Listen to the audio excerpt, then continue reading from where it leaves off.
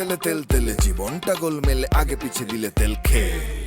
নেতারা চরণে তেলে, জনগণে খায় তেল, মতের অমিল হলে ফে। কেউ করে কারবারি, কেউ করে দরবারি, কেউ করে বাড়াবাড়ি, কেউ করে কারাকারি, দিল থেকে তাল হলে পে। মালিশেতে লাগে তেল, বকশিসে মারে তেল, সুপারিশে মারলে তেল, পটানোতে লাগে তেল, টেবিলের তলে তেল, প্রমোশন পাইতে তেল। তাও লাগে তেল তেলে, বোতল বাগায় ডোলে হরেক পদের তেল। আরে তেল দিয়া খটকা খাইতে খাইতে পটকা বাইজা গেছে 12টা। তাই খায় তেল সারা পরোটা, জোশ, তেল সারা পরোটা, আহা, তেল সারা পরোটা, দেন না। তেল সারা পরোটা, তেল সারা পরোটা, আহা, তেল সারা পরোটা, তেল সারা পরোটা, দেন না। তেল সারা পরোটা।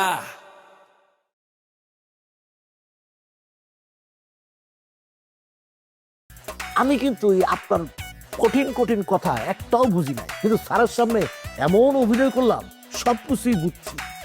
না বোঝা তো কিছু নাই, সহজ সরল কথা। হ্যাঁ, আর আপনি কি এইটা জানেন না যে বাংলাদেশের মানুষগুলো কথা বলাই শুরু করে সাহিত্য দিয়ে? আসলে হয়েছে কি, তার মাথায় সারাক্ষণ থাকে হইলো কাটা রাইফেল। এই কাটা রাইফেল কখন কোন জায়গায় ঢুকাইবো সেই ধান্দায় থাকে। কাটা রাইফেল ঢুকবোই, পরকের মধ্যে কাটা রাইফেল ঢুকবো না। না ভাই না, বুঝলেন, কবিতার মধ্যে কাটা রাইফেল ঢুকে না। কবি সাহেব, কিছু লোকজন কবিতা বোঝে না, হ্যাঁ সুন্দর বোঝে না। এখানে অশান্তি শুরু হচ্ছে, আমি এখানে থাকবো না, আমি চলে যাই। গোলাম মোস্তফা সুটকো। জি লিডার। আচ্ছা, তুমি বলতে পারো এই বাংলার মসনদের পতন ঘটেছিল কিভাবে? বলতে পারছো না? আচ্ছা, আমি তোমাকে বলি, মীর জাফরের বিশ্বাসঘাতকতার মধ্য দিয়ে বাংলার মসনদের পতন ঘটে, তাই তো? 1757 সালে এই বিশ্বাসঘাতক মীর জাফরের জন্য শুধু বাংলার মসনদের পতনই ঘটেনি। তুমি লক্ষ্য করে দেখবে যুগে যুগে বিভিন্ন জায়গায়, বিভিন্ন দেশে বিপ্লবীরা ব্যর্থ হয়েছে এই বিশ্বাসঘাতকদের জন্যই। বিশ্বাসঘাতকরা সর্বত্র এবং সংগঠিত। তুমি দেখবে সমাজে প্রতিক্রিয়াশীলরা সবসময় একসাথে থাকে, একত্রিত হয়ে, সংঘবদ্ধ হয়ে। যে কোনো কিছুতেই তারা কাকের মতো কা কা করে একবারে দাঁড়িয়ে যাবে।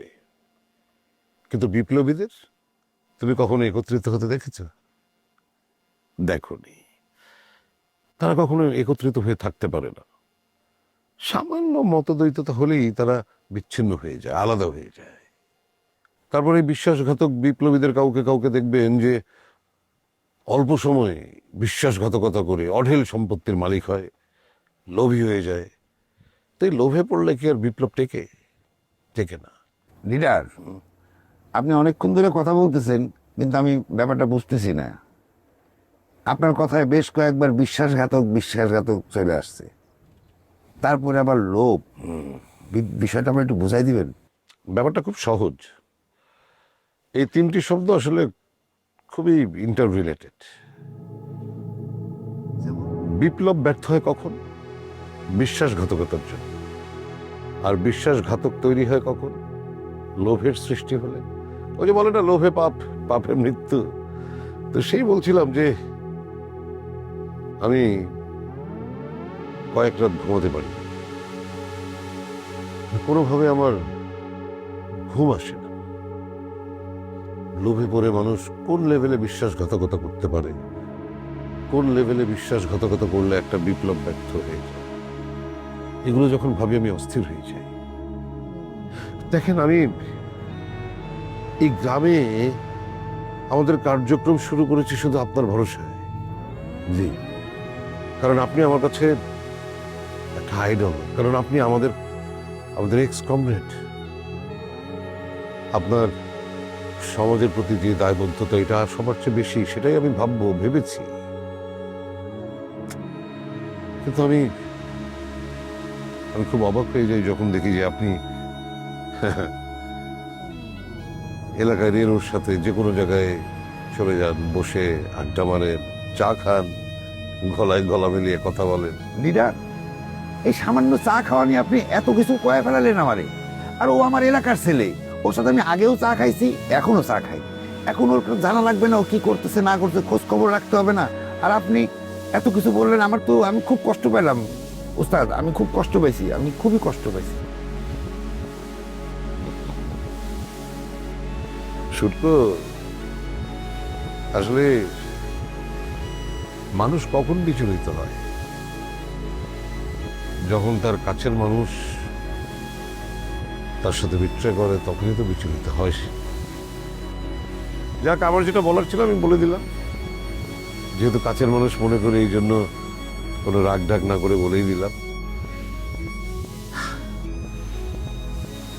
কিন্তু এটা আমি আশা করি।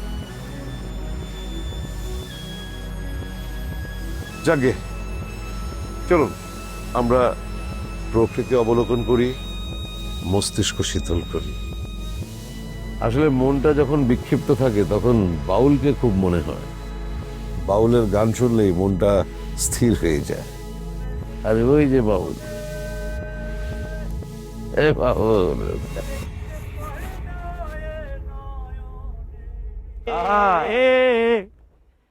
হাতের কাছে যার ভবের হাট বাজার, বাবা ধরতে গেলে পাই না তারে। আমার এই ঘরখানায় কে বিরাজ করে, আমি জনম ভরে একদিন আহা দেখলাম না রে। বাবা টাকা টাকা ঢুইকে গেছে গ্রামে, বিল্ডিং উঠতেছে, দালান কোঠা উঠতেছে, ইট কাঠ পাথরে ভরে গেছে। গ্রামের মানুষের মনও ইট কাঠ পাথরের মতো শক্ত হয়ে গেছে। মায়া নাই, দরদ নাই, মমতা নাই। টাকা টাকা। হাটের কাছে যার ভবের হাট বাজার, ধরতে গেলে পাই না তারে।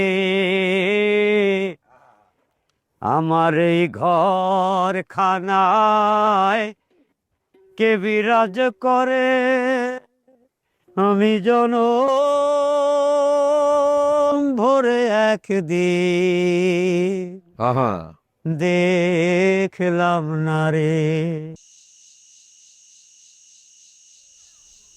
তোমার আমি বারবার করছি তুমি আমার বাড়ির উঠানে আর আসবা না। তোমার কারণে আমি মানুষের ফালতু কথা শুনতে পারবো না। আমার জন্য ফালতু কথা মানে তোমার কিটা কি কইছে? ফালতু কথা না, জান্নাত অসুস্থ হয়েছে, তার নামে একটা অ্যাকাউন্ট করছে, সবাই মিলে সেখানে টাকা দেওয়া শুরু করছে। তুমি সেই টাকা দেওয়া বন্ধ করে নিজের নামে অ্যাকাউন্ট করছো কেন? সেইখানে তোমার নামে টাকা দিবে না?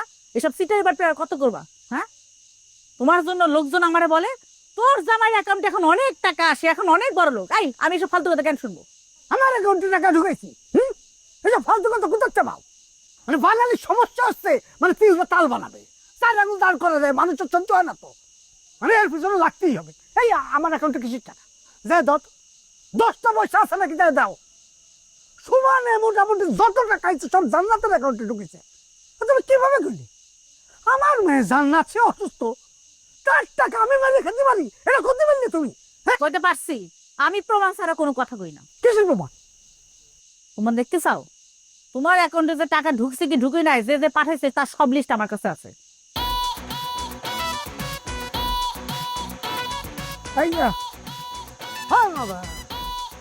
ঢুকিছে কি মানে সবাই কিনতেছে নাকি? 2-4 জন দিচ্ছে।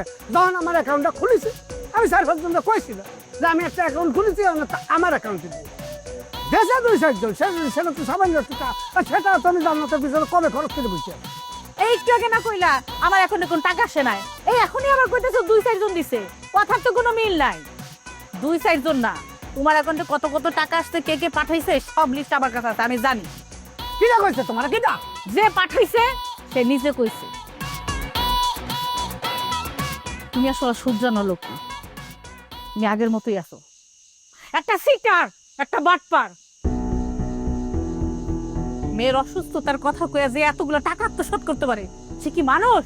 সে কোনো মানুষ না, সে একটা পশু। তুমি একটা পশু।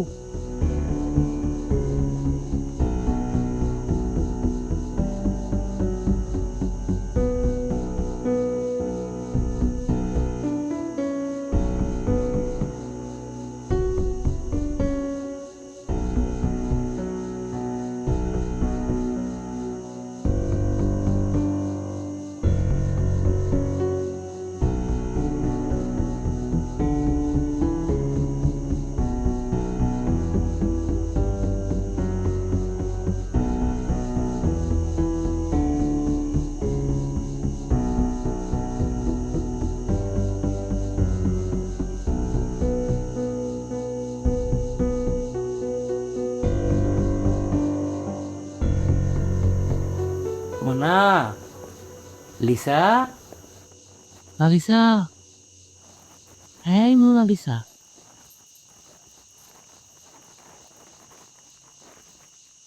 কি না, আজকে টাকা চাইতে আসছি নাই তো, আজকে আইসি একটা বুদ্ধি দিতে। কিসের বুদ্ধি? না মানে আপনার শ্বশুর আব্দুলের বাপ আর আপনার যে দেবর, এরা কিন্তু মানুষ ভালো না, ক্রিমিনাল। মানে মানে ক্রিমিনাল। এরা দেখেন আপনার কেমনে বাইতে বার করে একটা ফন্দি করছে। হ্যাঁ, আপনার শাড়ি যা কিছু আছে সব দিলে ফেলাই দিয়েছে আমার চোখের সামনে। এরা ক্রিমিনাল, আর ক্রিমিনালটা কিন্তু পুলিশকে ভয় পায়। এগো ভিতরে পুলিশের ডরটা ঢুকাইয়া দেন। মনে করেন আপনি দারোর কাছে যাবেন, এরপর ওসির কাছে যাবেন, এসপির কাছে যাবেন, এই দেহাগো জানাই দেন, তাইলে দেন না এরা কেমন ডরে থাকে। কাজী, আমার দারোগা ওসি কারো কাছে যা লাগবো না, আমি একাই 100। কি কইতেছেন সব? অবশ্যই যেমন লাগবো। আর সমস্যা নাই, আমি তো আপনার সাথেই আছি। আমি যে আপনার কত কাছে, কত পাশে, কেন বুঝেন না? এই যে আপনি যাত্রা দলের মেয়ে, আমি তো যাত্রা দেখতে চাইতাম না, আমি চাইতাম আপনার ড্যান্স দেখতে। আর এটার সময় যাইতাম, ড্যান্স দেখতাম, আবার আইসা পড়তাম, আবার ঘুরে যাইতাম আপনার ড্যান্স দেখার লাইগা। আরে কত বছর disco dancer. I am a disco dancer, I am a disco dancer, जिंदगी मेरा प्यारा। মনে নাই? প্রাণটা ভরে যায়, বুকটা ভরে যায়। এইসব কি অশিক্ষিত যে বাদামওয়ালা আব্দুল বুঝবো? বুঝবো না। এই যে আমি বুঝি, সব কিছু বুঝি আমি। এখন দুইজন ঘরে ঢুকবো, দরজা বন্ধ করে দেব, আর ওই গানটা গাবো, I am a disco dancer, টিং টিং টিং টিং, I am a disco dancer। চলেন। হ্যাঁ, আরে কাজী, উপকারের নাম কইরা তুমি যাচ্ছে কত নিচে নামতে পারো সেটা আমার ক্লিয়ার করে দিছো। আর তোর মতো পুরুষ রে কেমনে সাইস্তা করতে হয় সেটা মোনালিসা খুব ভালো করে জানে। মোনালিসার কারো দরকার পড়ে না। মোনালিসার এটা দেখছস না? এটা দিয়াই হয়। কি জানি কইছস তুই একটু আগে, আবার কত কি জানি আয়ামে কি জানি ডিস্কো কইছস, ক আবার কখন না ক তোর পা দিয়ে আই খারাপ খারাপ।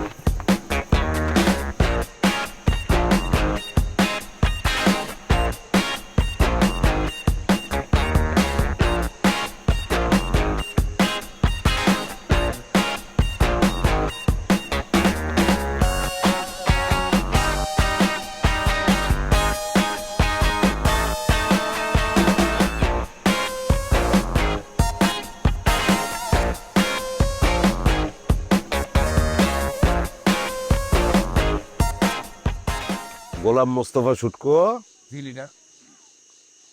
এ বটতলায় আমার পাশাপাশি বসে আমার আপ্যায়নে জীবনের শেষবারের মতো তুমি এই এক কাপ চা খেয়ে নাও, উপভোগ করো। কি কর লিডার, শেষবারের মতো খাবো মানে বুঝলাম না। কেন শেষবারের মতো খেতে বলেছি সেটা বোঝোনি তুমি? না লিডার, ভেবে দেখো তুমি কি করেছো, কি করো, কার কার সাথে মেলামেশা করো, উঠবস করো, টাকা পয়সা চাও, ভেবে দেখো। বুঝছি লিডার, আপনি কি এটা হয়েছে কি, এই যে মানুষের সাথে হোটেলে চা খাওয়া, এই তো আড্ডা দেওয়া, টাকা পয়সা শর্ট পড়লে দুজনের কাছে হাওলাত নেওয়া, এটা তো আসলে পুরানো অভ্যাস লিডার। অভ্যাস কি আর এত তাড়াতাড়ি চেঞ্জ হয় কন? সেটাই, অভ্যাস কি এত তাড়াতাড়ি পরিবর্তন হয়? তবে সেই অভ্যাসে পড়ে তুমি তোমার চেতনা বিক্রির জন্য ইয়াসিনের কাছ থেকে কত টাকা নিয়েছো? কইলে তো আপনি বিশ্বাসই করবেন না। সে 10 লাখ টাকা দেওয়ার কথা কয়ে পরে নামে আইছে 2 লাখ টাকা। বিভিন্ন হিসাব দেখে 2 লাখ থেকে 1 লাখ চলে গেছে অসুস্থতার রোগীর জন্য তার বাপের কাছে দিবে। আর 1 লাখ টাকা দিয়ে যে সারা ভাগ যোগ করে আমার ভাগে আইছে 5,000 টাকা। তা আমি দেখলাম যে এত হিসাব দেখাইলো, যখন 5,000 টাকা আইছে, তা 5,000 টাকা আমার নগদ দিয়ে দে, ঝামেলা ক্লিয়ার হয়ে যায়। তো কইতেছে যে আমার কাছে কোনো টাকা নাই এখন। আমি টাকা নাই মানে তাহলে এক কাজ কর, তুই আমার 2,000 টাকা দে আর 3,000 টাকা পরে দিস।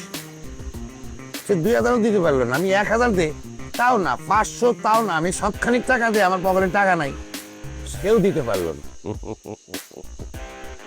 তাহলে গোলাম মোস্তফা শুটকো, তুমি বুঝতে পেরেছো? এই যে এই প্রলেতারিয়েত মানে সর্বহারারা যখন অযাচিতভাবে প্রচুর টাকা সম্পত্তি হস্তগত করে, তখন তারা কত বড় বাটপার হয়ে যায়। সে 10 লাখ টাকা থেকে 0 পয়সা। যাক, তুমি চিন্তা করো না, চিন্তা করো না। তুমি টাকা পাও বা না পাও, এই শেষ কাপ চায়ের পয়সাটা আমি দিয়ে দেবো, তোমার কোনো চিন্তা নেই। লিডার, আমার একটা চান্স দেন, আমার ভুল হয়ে গেছে, আমার একটা চান্স দেন। আমি এই ধরনের কাজ আর করবো না, আমি কান ধরে পাবা বিশ্বাস করেন। হ্যাঁ, আপনি আমার বিশ্বাস করেন, আপনি এতদিনে তো বুঝছেন আমি কিরকম, আমি এতটা খারাপ না কিন্তু। এভাবেই মির্জাফরদের পরিচয় একসময় প্রকাশ হয়ে যায়। লিডার, এখন মনে হচ্ছে টাকার জন্য আমি ইয়াসিনকে ফায়ার করে দেবো। সে ফায়ারও তুমি এখন আর করতে পারবে না শুটকো। উফ লিডার, আমার ভালো লাগতেছে না। লিডার, আপনার পিস্তল, লাইসেন্স করা পিস্তল আছে না? আছে। আমার ফায়ার করেন, আমি বাইশ থাকতেছি না, ফায়ার করেন, আমারে ফায়ার করেন। গোলাম মোস্তফা শুটকো, তুমি তোমার জামা লাগিয়ে ফেলো, আমি গুলি করতে চাইলে জামার উপর দিয়েও গুলি করা যাবে। নাও, তুমি তোমার চা শেষ করো, চা শেষ করো, ভয়ের কিছু নেই। তুমি কোনো টাকা না পেলেও এই চায়ের বিল কিন্তু আমিই দিচ্ছি, আমি দিচ্ছি। খাও। আরেকটা কথা, এরপর জীবনে কখনোই তুমি আমার সাথে বেইমানি করার কথা চিন্তা করো।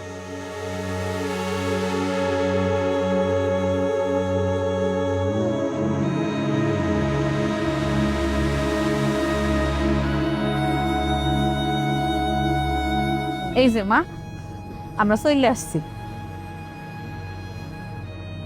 হ্যাঁ, রাখেন রাখেন রাখেন। এই যে তুমি শুয়ে থাক, আমি নামতেছি, দাঁড়ো। না মা, আমি উঠতে পারবো।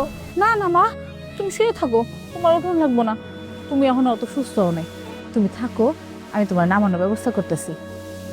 সাসি, তোমার সাসি, ও সাসি।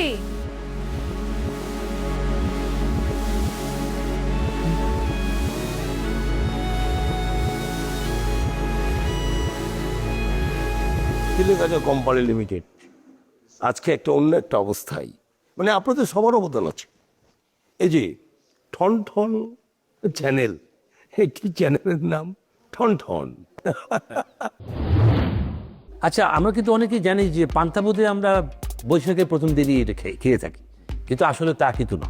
এই যে বললে বাউলের টাকা লাগে না, কিছু লাগে না, খালি ঘুরে বেড়ায়, কেন জানো তো?